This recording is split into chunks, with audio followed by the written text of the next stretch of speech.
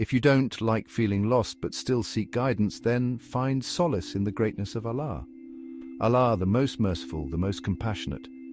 His beauty is reflected in the vastness of the skies, the tranquility of the oceans, and the vibrancy of nature.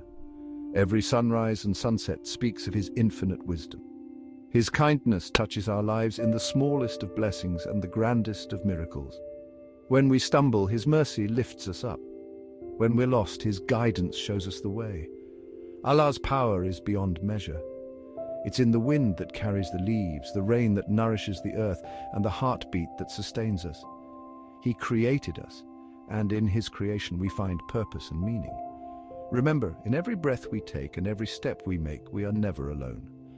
Allah's presence is always with us, guiding, protecting, and loving. So today, let's take a moment to praise Allah, for He is great, kind, beautiful, and powerful. Alhamdulillah.